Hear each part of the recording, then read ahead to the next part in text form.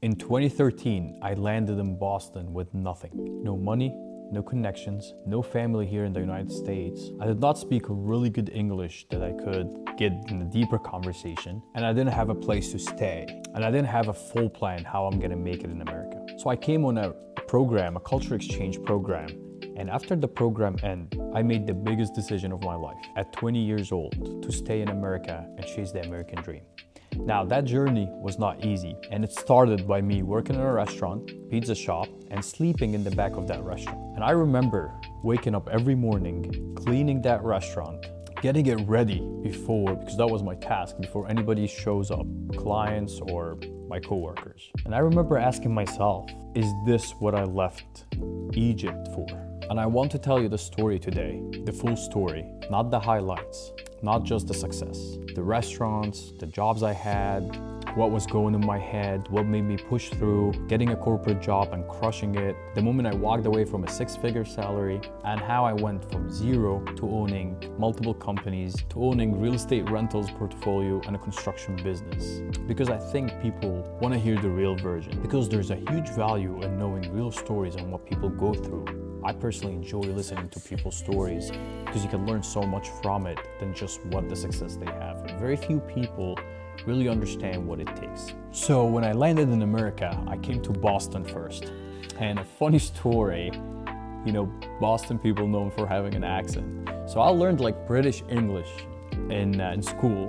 And I remember I texted my English teacher, "Oh, what you taught me this year does not work here," right? People sound different. It didn't take me very long till I started picking up on the accents and what do people mean. I didn't know really anyone. I didn't have a whole lot of money. I had just enough.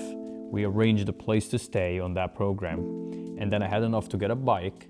My first purchase was a bicycle, so I can bike from the place I was staying to work. But then, after the program ended, I went into the journey of staying in America, and I worked in a pizza shop.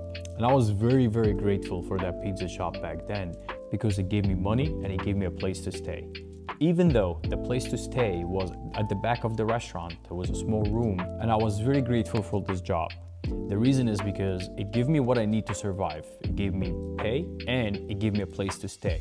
Although that place to stay was in the pizza shop in a small room they had, but it's something, and I was very grateful for that then. But the reality was a lot harder for a 20-year-old me that back then I did not expect. I was sleeping in the restaurant. I would wake up, clean up before people come in or any clients come in, get the restaurant ready, prepare it for the owner when he shows up. And I remember I would sit there in the morning and ask myself, is that really what I left Egypt for? Left school, left everything? And I was like, no.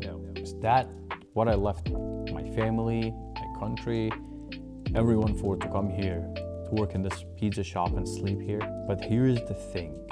I never in these moments believed or thought that was my life is gonna be like, or the ending. I knew that was just what I had to do at this time to get where I wanna be. I had that drive and hunger inside me that I could not explain. I knew I was gonna do more, God willing. I just didn't know how or where to start from yet.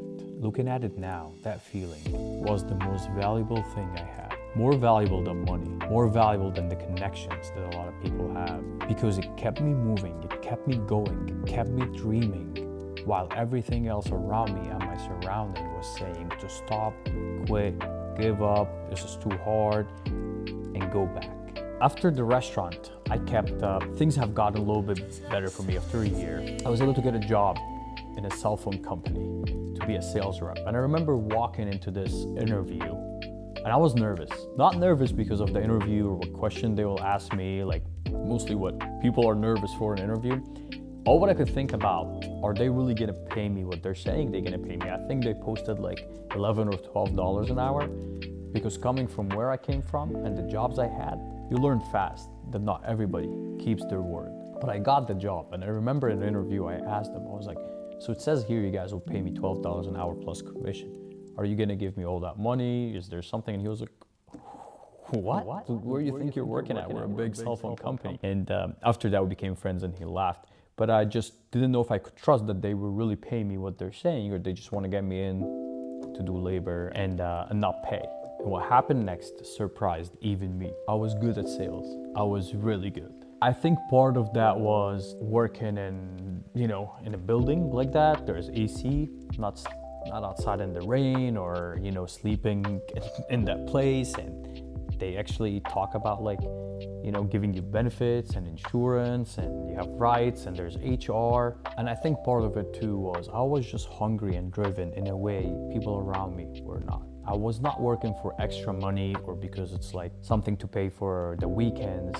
It was because I had to, and there was no any other options but to. I became their number one sales rep, not just in my location, in all the East Coast locations for the whole year. And I won a big trip with the VP and everybody knew me like I was a celebrity from just how these numbers were possible.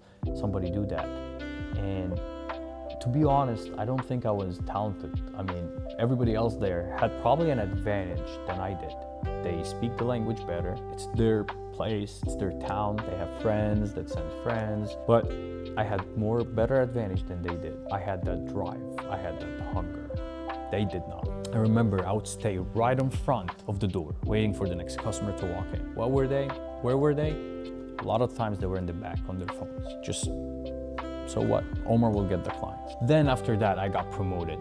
Then promoted again till I became an area manager. The money was good, better than I've ever seen. And for a moment, I thought that was it. I made it. This is the dream. They gave you a company car, vacation, everything, things I didn't even know exist. But something kept bothering me. The more time I spent in the corporate world, the more I realized something that changed it for me. Hard work and talent can only take you so far in this world. After that, it becomes more about who you know, who fits more into the system, and that was just not built for people like me. And then I had a realization that I think about all the time till now, that time is the only thing you cannot make more of. Money, we can lose, and we can make it back. Opportunities come and go, but every day that passes is gone forever. And I was building all my time away from my family, so I was paying a higher price because my family was in Egypt. I'm not spending time with them, I'm here, but building somebody else's dream. That moment, I know I had to leave. And when I would go and ask them for vacation to spend more time with my family, they would say, well, you have vacations. But they had to decide, and I just couldn't take that. I couldn't take that somebody else, after spending 7 years away from my family, finally being able to go see them, somebody else tells me no. Somebody tells me, well, you cannot. And I was like, what in the future? I need to go for any reason. I have to come and ask permission? I just couldn't simply take that.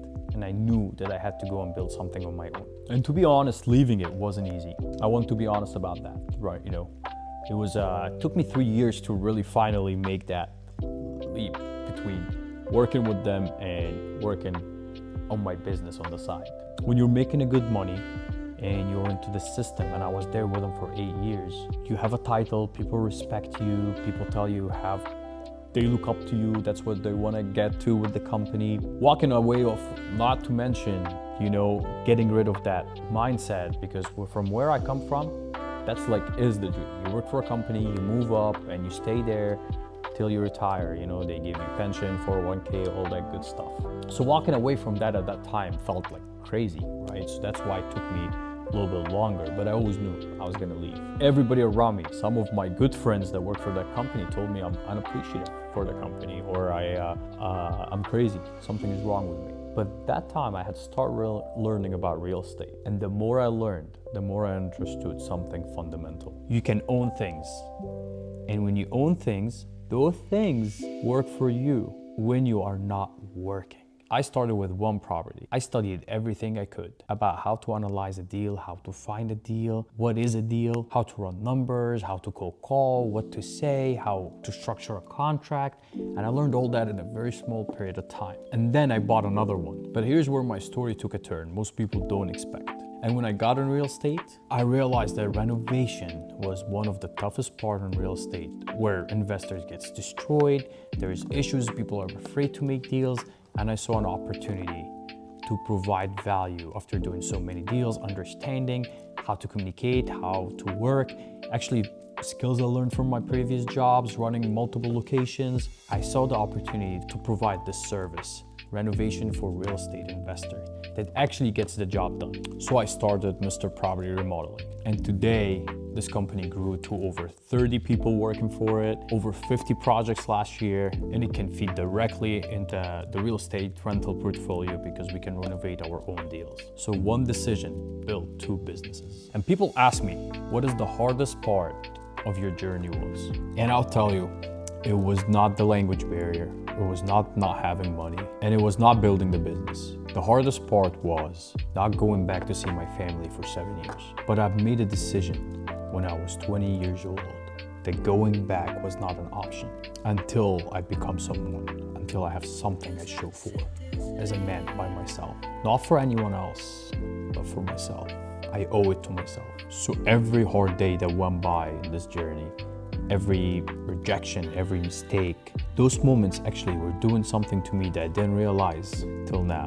13 years after, they were building me. If I could go back to talk to myself on that first night sleeping in the restaurant, I would say this: these are the moments that will make you. Every hard thing you're going through right now is building the foundation for everything that comes next. Let it make you tough. Let it make you even hungrier. Let it make you the person you're fighting for to become. Because that drive and hunger, that is your advantage. I'm sharing this story because I know someone right now in their own version of that, restaurant. Maybe you're working a job that does not feel enough. Maybe you left everything familiar to you to build something special. Maybe here in America, you left your country and you came here and you're questioning if it's worth it. Maybe somebody who's close to give up. I want you to know the fact that you're still here, still watching, still learning. That means you have the same thing I had and still have. That drive, that hunger. And that is more than enough for you to make it.